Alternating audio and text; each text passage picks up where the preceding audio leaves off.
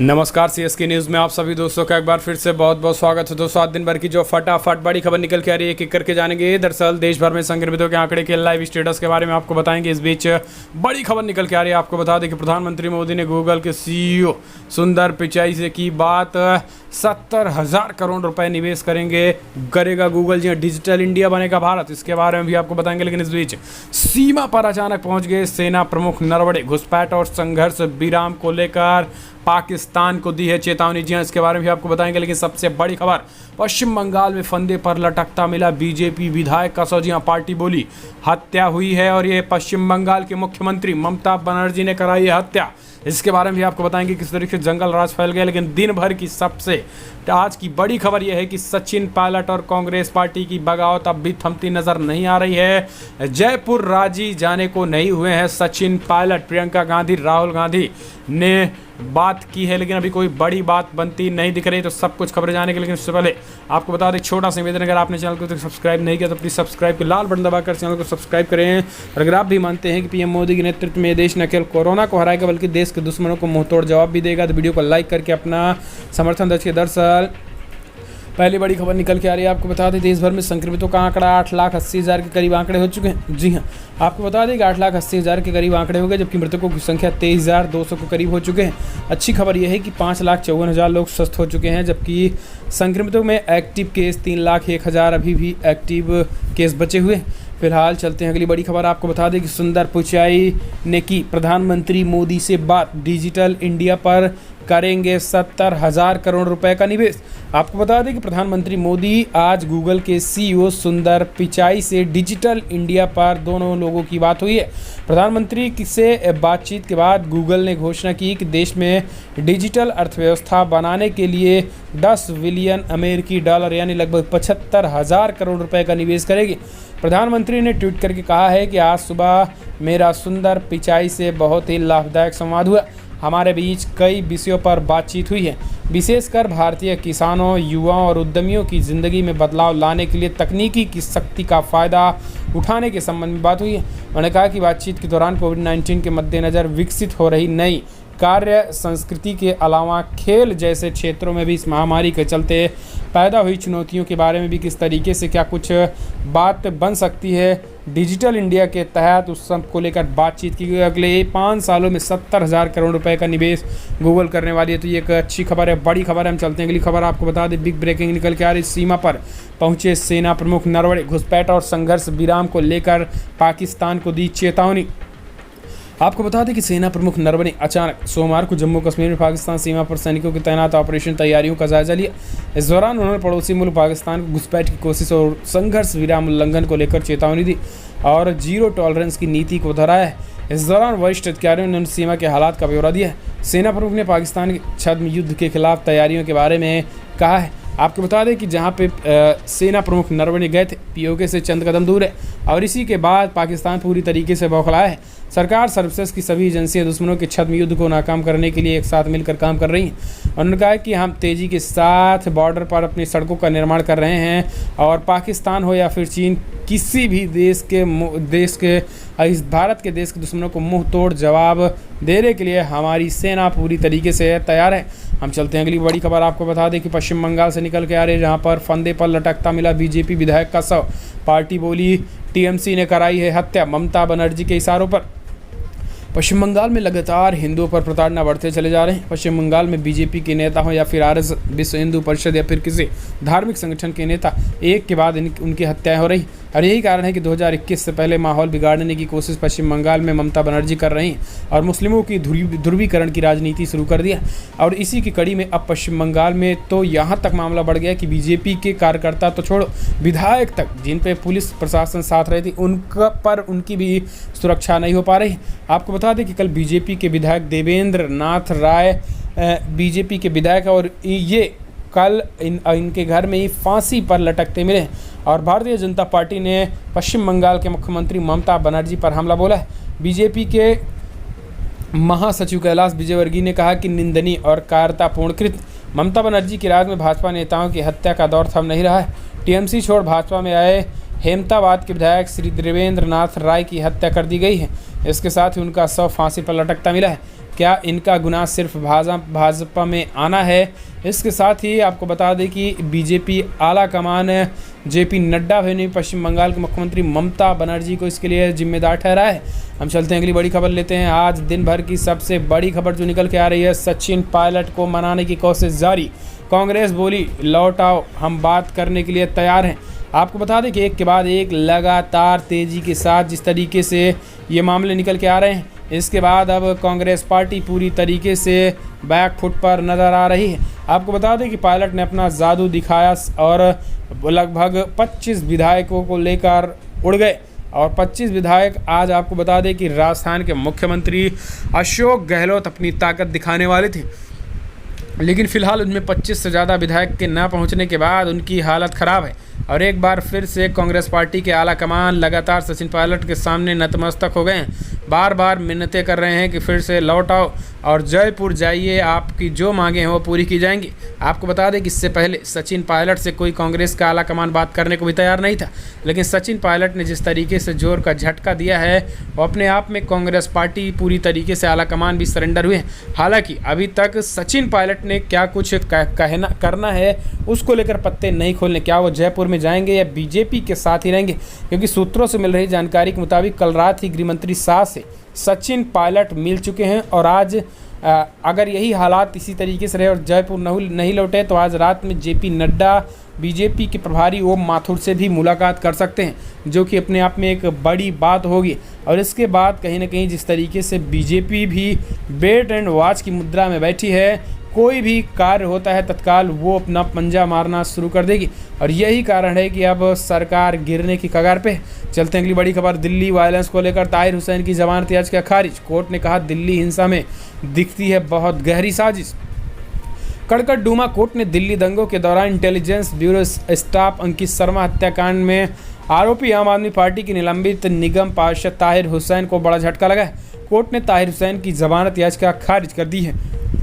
Court ने जमानत याचिका में खारिज करते हुए कहा है कि दिल्ली के दंगों का परिणाम गहरी साजिश नजर आ रहा है। कोर्ट ने कहा है कि ऐसा लग रहा है कि उत्तरी पूर्वी दिल्ली के क्षेत्र में हुए दंगे संगठित तरीके से करवाए गए हैं।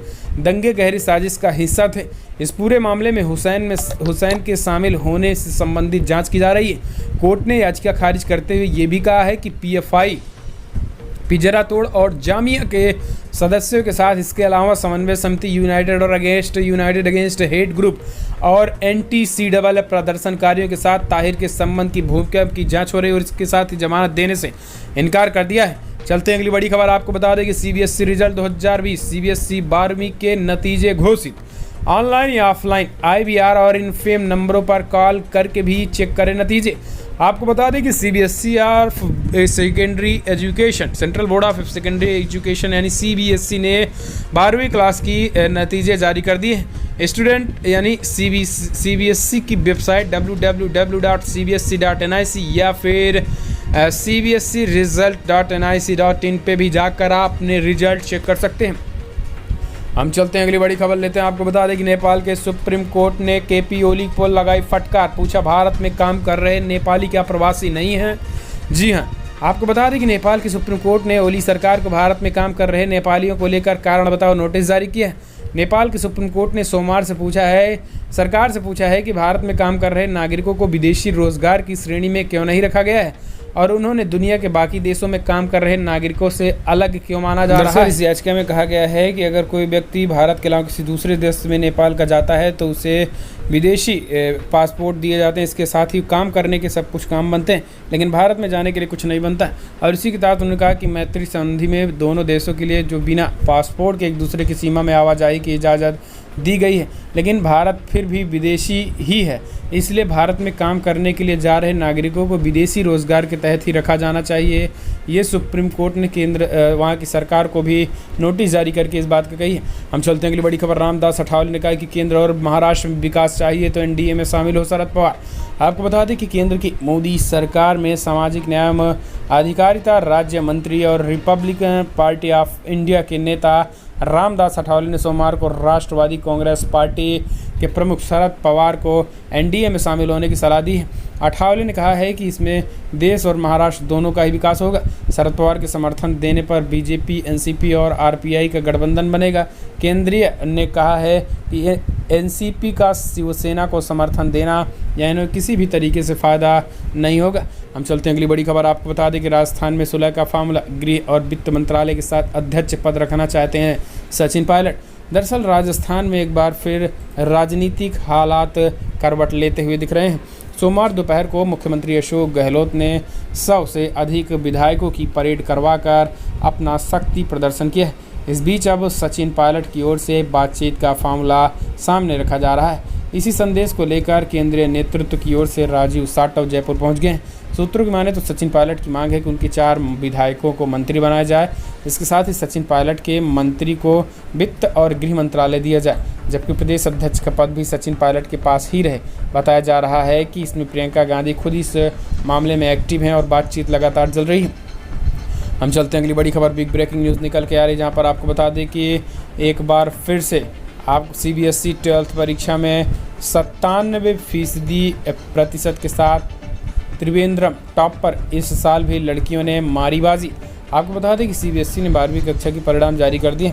इस साल की परीक्षा के लिए 31 लाख से अधिक अभ्यर्थी उपस्थित हुए थे। परीक्षा का समापन गुरुवार 4 अप्रैल को 18 लाख लड़के और 12 लाख लड़कियों के साथ हुआ था।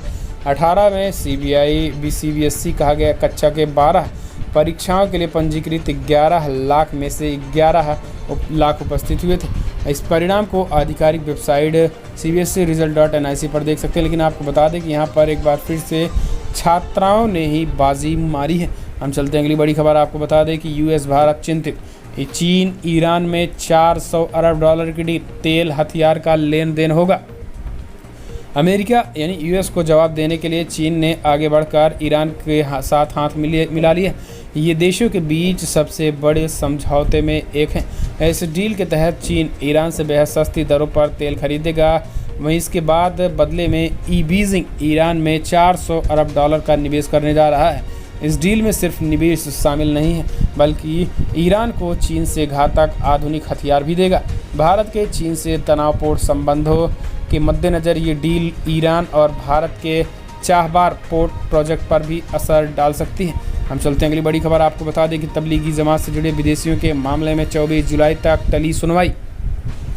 उच्चतम न्यायालय ने सुप्रीम कोर्ट में कहा है कि सोमवार को कहा है कि तबलीगी जमात की गतिविधियों में कथित संलिप्तता के मामले में 24 जुलाई को सुनवाई होगी।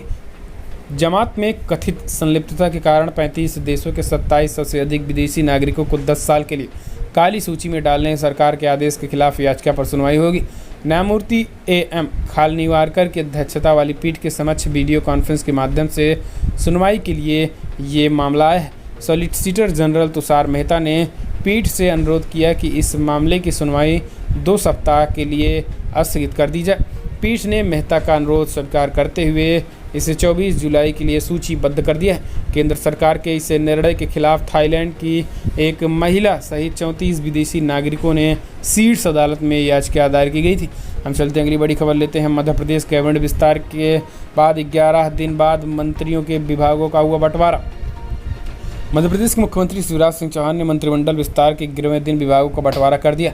इसके साथ ही उन्होंने विभागों में बड़ा फेरबदल कर दिया। दरअसल गृह मंत्री नरोत्तम मिश्र से स्वास्थ्य मंत्रालय विभाग छीनकर सिंधिया समर्थक डॉक्टर प्रभुराम चौधरी को दे दिया गया।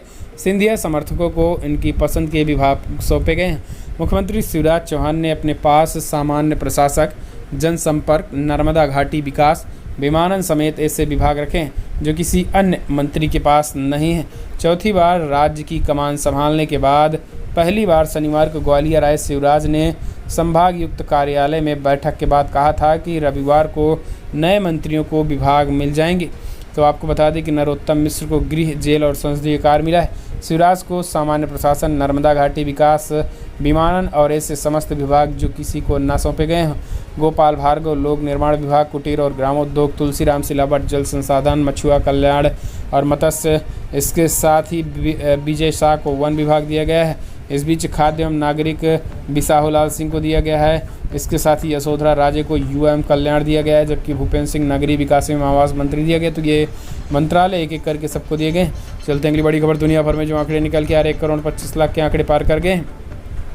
1,25,52,000 कन्फर्म केसेस। तो वहीं अगर मृतकों की संख्या की बात करें तो 5,60,000 को पार कर गया। यूनाइटेड स्टेट में 33,66,000 कन्फर्म केसेस, तो 1,37,000 के करीब लोगों की मौत हो गई। जबकि ब्राज़ील में 18,66,000 कन्फर्म केसेस, तो 72,000 के करीब लोगों की मौत हो गई है। इंडिया में भी 8,78,000 कन्फर्म केसेस, तो 23,000 के करीब लोगों की मौत। जबकि रसिया में 7,33,000 करीब संक्रमितों के आंकड़े हैं। तो वहीं 11 लाख के करीब लोगों की मौत हो चुकी है। तो ये दुनिया 11,000 के करीब लोगों की मौत। तो दुनिया भर में तेज़ी के साथ दोस्तों ये आंकड़े फिलहाल बड़ी खबरों में इतना है। लेकिन अगर आपको वीडियो पसंद आया तो लाइक करें, शेयर करें, कमेंट के माध्यम से आप अपनी राय देना ना भूलें। फिलहाल इस वीडियो में इतना ही। जय हिंद, वंदे मातरम।